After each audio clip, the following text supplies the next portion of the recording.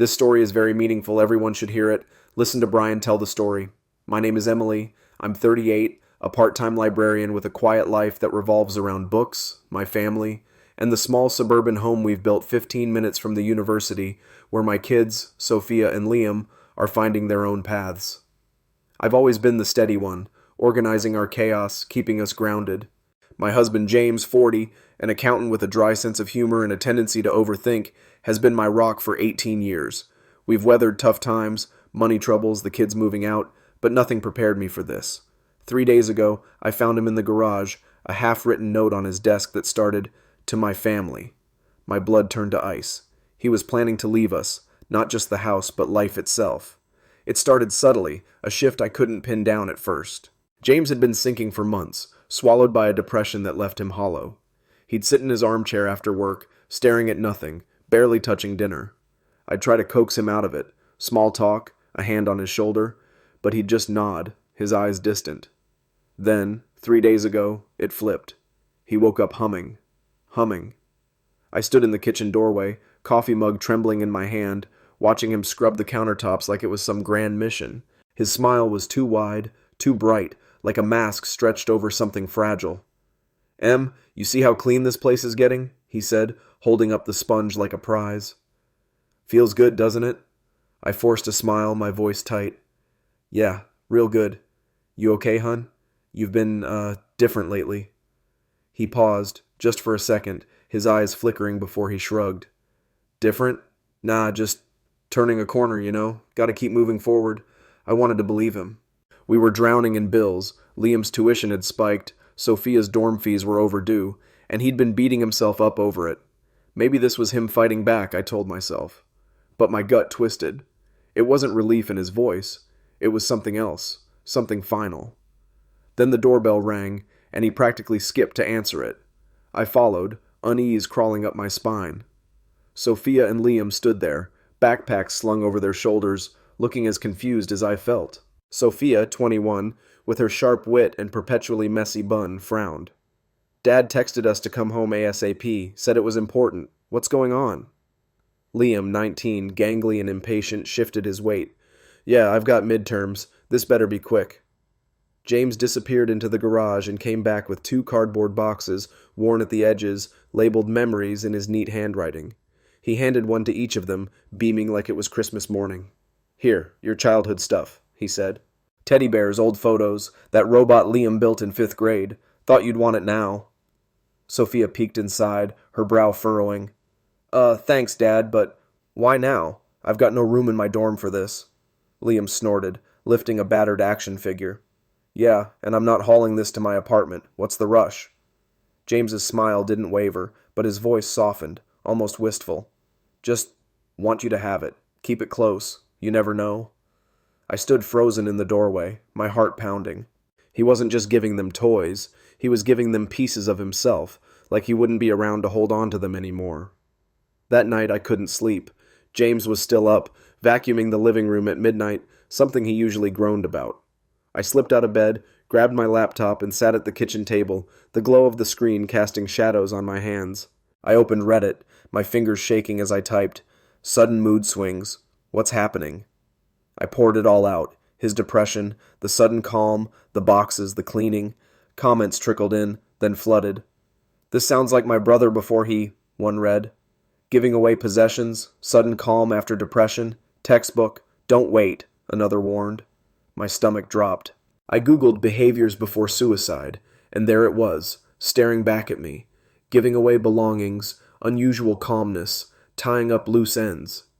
I pressed my hand to my mouth, stifling a sob. How had I missed this? I found him in the garage, sorting old tax files under the dim fluorescent light. His shoulders were slumped, but his hands moved with purpose. I took a deep breath, tears already stinging my eyes. "James," I said, my voice trembling, "I love you more than anything. If you're planning something, you don't have to. I'm here. We'll get through this together." He froze, his back to me, the file slipping from his hands. Then he turned and his face crumpled. He sank to the floor, sobbing, deep, wrenching cries I'd only heard once before at his father's funeral. I dropped beside him, pulling him into my arms. "I'm broken, Em," he choked out. You'd all be better off without me dragging you down." "Don't you dare say that," I snapped, my voice fierce despite the tears streaming down my face. "We'd be lost without you. The kids, me, we need you." He shook his head, his hands clutching mine like a lifeline. "I can't fix this. The bills, the pressure. I'm failing you." I held him tighter, my heart breaking. "You're not failing. You're hurting, and we'll fix it together." We sat there for hours, the cold concrete seeping through my jeans, talking through his despair. He admitted he'd been planning it, pills, late at night, when I wouldn't find him until morning. The thought made me dizzy, but I kept my voice steady, loving, pulling him back from the edge. I called his sister Lucy, a nurse with a sharp tongue and a softer heart than she'd admit. She arrived within the hour, her dark hair pulled into a messy ponytail, her eyes narrowing as she took in James's crumpled form. "You idiot," she said, kneeling beside him, but her voice cracked. "You don't get to check out on us." Between us, we convinced him to go to the ER. The doctor's words, high risk, immediate admission, hit me like a punch. They kept him, and I drove home alone, Lucy offering to stay, but I waved her off. "Go home to your girls," I said. "I'll be okay." I wasn't, though. I sat in our empty house staring at the half-written note I'd found on his desk, the words blurring through my tears the next day I faced a new dread, Sophia and Liam. They'd texted, asking about James, and I didn't know what to say. "He's sick," I settled on, my fingers hovering over the keys, the screen's blue light stinging my tired eyes. "Getting help at the hospital." It wasn't a lie, but it wasn't the truth either. My chest tightened as I hit send, imagining their confusion, their worry. I couldn't tell them yet, not until James was ready. I sat at the kitchen table, the house too quiet without his humming, and stared at the empty chair where he'd been sinking for months.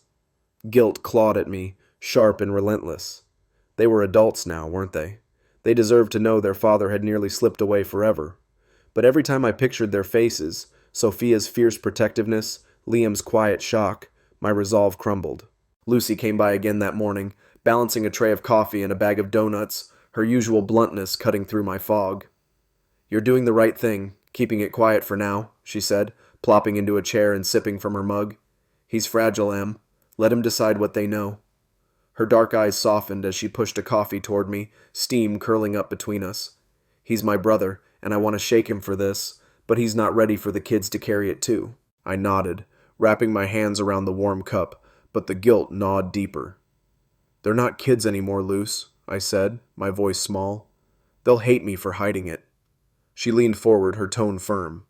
"They'll hate you more if you break his trust before he's strong enough. Give it time."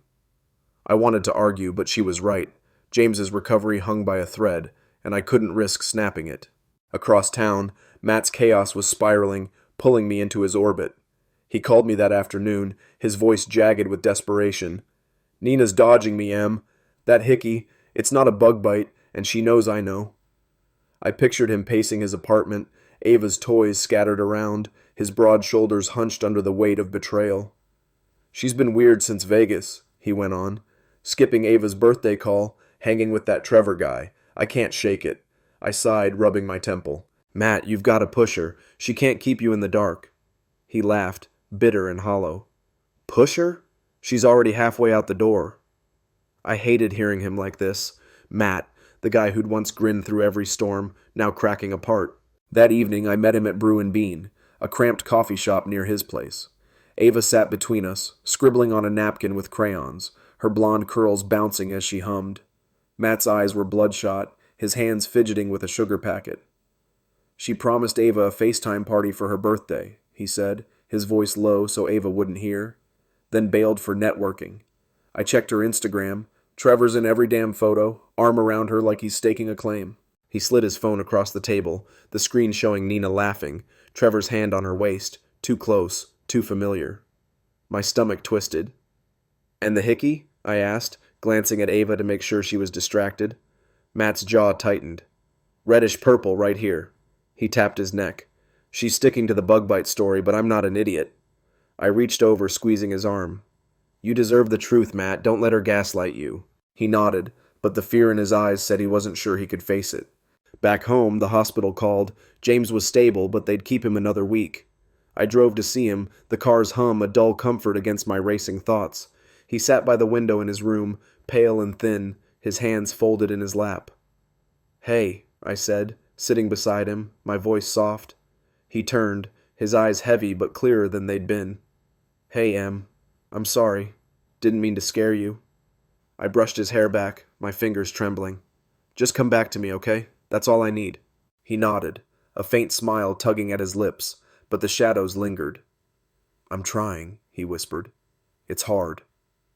I held his hand, my throat tight, and we sat in silence, the weight of his words pressing down on me. Sophia and Liam wouldn't let it go. They texted again that night, Sophia's message sharp. "Mom, what's really up with Dad? We're not stupid." Liam's was softer. "Is he okay? Tell us something." I stared at my phone, my fingers hovering, then typed, "He's struggling with some stuff. We'll talk soon." It felt flimsy, but it bought me time. Lucy's words echoed, "Let him decide," but the pressure was building. Then Sophia called, her voice cutting through the line. "Mom, stop dodging. Is Dad okay or not?" I sank onto the couch, my hands shaking. He was going to hurt himself," I admitted, the words spilling out before I could stop them. "He's in the hospital getting better." Silence stretched, then Sophia's voice broke. "Why didn't you tell us?" Liam chimed in, quieter. "Yeah, Mom. What the hell?" Tears streamed down my face. "Because he didn't want you to know yet. I was trying to protect him." Sophia sniffed, then, "We're coming home tomorrow. No arguments." They arrived the next morning, Sophia barging in with her usual fire, Liam trailing behind, his face pale. "Mom," Sophia said, crossing her arms. "Spill it. All of it." I gestured to the couch, my legs weak. "Sit, please." They did, and I told them, James's depression, the sudden calm, the boxes, the note. Sophia's eyes widened, then filled with tears. "He was going to—" She couldn't finish. Liam stared at the floor, his hands clenched. "Why didn't he talk to us?" he muttered. "Because he thought he was failing you," I said, my voice cracking. Sophia slid next to me, hugging me tight, her breath shaky. "We're not kids anymore, Mom. We can handle it." Liam nodded, still quiet, but his eyes met mine, hurt but steady. Meanwhile, Matt's world was imploding. He texted me late that night. She confessed. I called him, and his voice was raw, like he'd been crying for hours. "It was Trevor, Em, on Ava's birthday. They didn't, but he went down on her. Stopped when he called her sweetheart, my name for her." I winced, the image searing into my mind. "She says she's broken," he went on. "Like her dad. Work, distance, cheating. I told her that's no excuse. He'd moved to the guest room, then kicked her out. Nina was at her parents' now, Ava blissfully unaware." "I don't know if I can forgive her," he said, his voice breaking. "She was everything, Em." I gripped the phone, my heart aching for him. "You don't have to decide now, Matt. Just breathe." Then Trevor upped the ante. A text to Matt, out of the blue. "Tell Nina I'm sorry. I didn't mean to ruin everything." Matt forwarded it to me, his next message furious. "He's got some balls." We met at the park the next day, Ava chasing ducks while he fumed. "I want to confront him," he said, his hands balled into fists. "Teach him to stay away." I watched him, his anger a thin shield over the pain, and shook my head. "Focus on Ava, Matt. He's not worth it." But I wasn't sure. Trevor's text felt like a taunt, a hook still lodged in their lives. Enter Claire, a coworker of Nina's I'd met at a barbecue last year. She called me that afternoon, her voice hushed. "Em, I heard about Matt and Nina. There's more. Trevor's not just some fling. He's been after her promotion, playing her like a fiddle." I froze, the phone cold against my ear. "What?" Claire sighed. "He's ambitious, ruthless. Cozying up to her was a power move, get her distracted, maybe even get dirt on her. I saw them in Vegas. He was all over her, but it wasn't love. It was strategy." My mind raced. "Does Matt know?" I asked. "Not yet," she said. "But he should." I thanked her, my pulse pounding, and called Matt. "Trevor's a snake," I said when he picked up, relaying Claire's intel. His silence was heavy then. "So it wasn't just cheating. She let him use her." He confronted Nina that night at her parents' place, Ava with a sitter. I got the play-by-play later. He'd stormed in, voice low but lethal. "Was it worth it, Nina? Screwing me over for a guy who'd stab you in the back?" She broke down, sobbing. I didn't know, Matt. He flattered me, made me feel seen. I was stupid. Matt's voice shook as he told me. I walked out. Couldn't look at her. Days later, a new figure emerged. David, James's old college buddy, now a therapist. Lucy dragged him over one evening, insisting James needed more than hospital shrinks. David was tall, wiry, with a calm that put me at ease. I've seen this before, he said, sitting across from me and James, who'd just gotten home, still fragile. The calm, the giving away. It's a surrender, but you're past that now. James nodded, his hand in mine.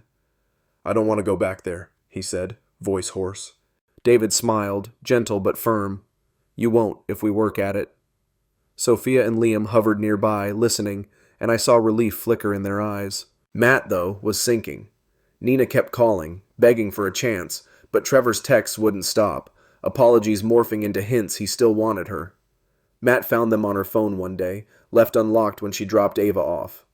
He's obsessed, he told me, slamming it down at Brew and Bean, and she's not telling him to shove it. I watched him, his hands trembling, and felt helpless. She's got to choose, Matt, you or him. He nodded, but the doubt in his eyes said he didn't trust her to pick right. Weeks stretched into months. James grew steadier, David's sessions pulling him back to us. One night he sat with Sophia and Liam, telling them everything, his plan, his shame. Sophia cried, Liam hugged him, and I stood in the doorway, tears silent on my cheeks. Matt's path diverged. He filed for divorce, Nina's pleas falling flat.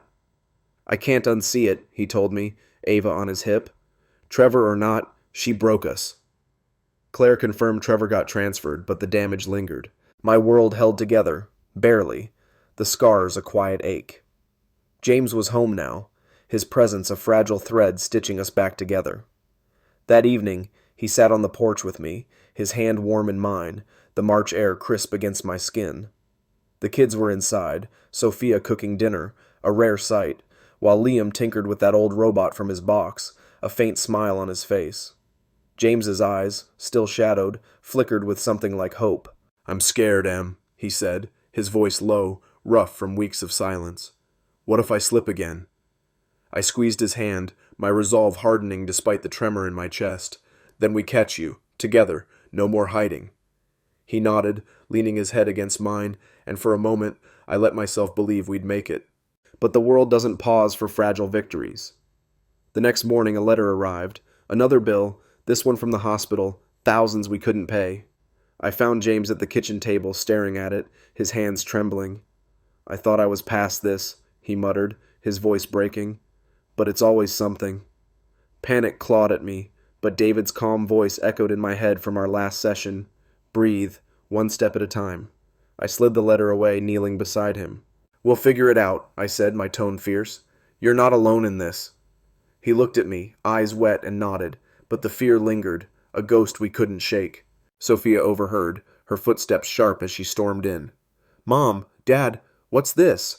She snatched the bill, her face paling. Why didn't you tell us it was this bad? Liam followed, quieter, his jaw tight. We're not broke college kids, Sophia snapped. We can help. I sighed, exhaustion weighing me down. It's not your burden. She glared, fierce and unyielding. It's our family. Stop treating us like we're fragile. James reached for her hand, his voice steady despite the strain. I don't want you carrying my mess. She softened, sitting beside him. Then let us carry it with you. Liam nodded, and I felt a shift. Our kids weren't just ours to protect anymore. They were part of the fight. Across town, Matt's war was raging hotter. Nina called me that afternoon, her voice frantic. He's filing, Em. I begged him, counseling, anything, but he's done. I pictured her, pacing her parents' guest room, her dark hair tangled, her confidence shattered. He found Trevor's texts, she went on. I told Trevor to stop, but he won't. My stomach twisted. Trevor, the snake Claire had warned us about, still slithering through their lives. Nina, I said firm, you've got to cut him off. Completely. She sniffed, desperate. I tried. He's threatening to tell HR I came on to him, ruin my career unless I meet him. I froze, anger surging. He's blackmailing you? She whispered. Yes. And I knew Matt needed to hear this. I met Matt at Brew and Bean, Ava scribbling nearby, oblivious to the storm. His face was haggard, the divorce papers a weight in his pocket. "Trevor's texting her again," he said, his voice low, lethal. Apologies, then begging. "She's not shutting it down." I leaned forward, my pulse racing. "Matt, it's worse. He's blackmailing her, says he'll lie to HR unless she meets him." His eyes darkened, fury replacing the numbness. "That bastard." He stood, fists clenched, and I grabbed his arm. "Don't do something stupid," I pleaded. "Let me handle him," he said, shaking me off, and I saw the old Matt, protective, reckless, resurface. That night, Matt confronted Trevor. I got the story later, pieced from his shaky call. He'd tracked Trevor to a bar near the university, the kid's cocky grin fading when Matt loomed over him. "Stay away from my wife," Matt growled, voice steady despite the rage. Trevor smirked, leaning back. "Ex-wife, you mean? She wanted me, man. Still does." Matt's fist connected before he could think, Trevor's nose crunching under the blow. "Blackmail her again," Matt hissed, "and I'll bury you." Trevor scrambled back, blood dripping, his bravado gone. "You're crazy," he spat, but Matt walked away, leaving him crumpled, the bar's crowd staring. Nina called me the next day, hysterical. "Trevor's pressing charges, Em. Assault. Matt could lose everything. Ava, his job." My heart sank, but I felt a grim satisfaction too. Trevor deserved worse. "He's a coward," I said. "He won't win this." Claire stepped in, her voice sharp over the phone. "I've got proof. Texts, emails. He's been sabotaging Nina for months, angling for her spot. I'll take it to HR myself." Relief washed over me, but it was bittersweet. Matt's rage had a cost, and Nina's weakness had fueled it. James's world tilted again that week. David came by, his calm demeanor a lifeline as James confessed the bill had triggered old thoughts, dark, final ones. "I didn't act," James said, his hands twisting. "But I wanted to." David nodded, unfazed. "You didn't. That's strength." I watched, my throat tight, as David guided him through it, Sophia and Liam listening from the doorway. "We're here, Dad," Liam said, his voice steady, and James's eyes softened. "I know," he murmured, and I saw a crack of light, small but real. Matt's fate hung in limbo. Trevor filed the assault charge, but Claire's evidence hit her like a bomb. Trevor was fired, his threats exposed, his career torched. The charges against Matt lingered, a shadow over his victory, but he told me over coffee, Ava on his lap, I'd do it again. He's out of our lives. Nina, though, was broken, jobless after resigning in shame, alone at her parents', her pleas to Matt unanswered. "I lost them both," she told me, her voice hollow, and I pitied her, but her choices had carved this path. Months later, my life found a rhythm, jagged but steady. James worked part-time, David's sessions a tether, the kids pitching in with small jobs to ease the bills. One night, we sat as a family, laughter tentative but growing, and I felt a quiet triumph, not an end, but a beginning. The note stayed in my drawer, a reminder of how close we'd come, and I vowed to never miss the signs again. Matt faced court, the charge reduced to a fine, Ava his anchor through it all. "I'm free," he said, a faint smile breaking through, and I knew he'd rebuild, step by painful step. Trevor, though, sank. Fired, disgraced, he slunk back to his hometown, whispers of his ruin trailing him. I heard he drank too much now, alone, his charm a faded mask.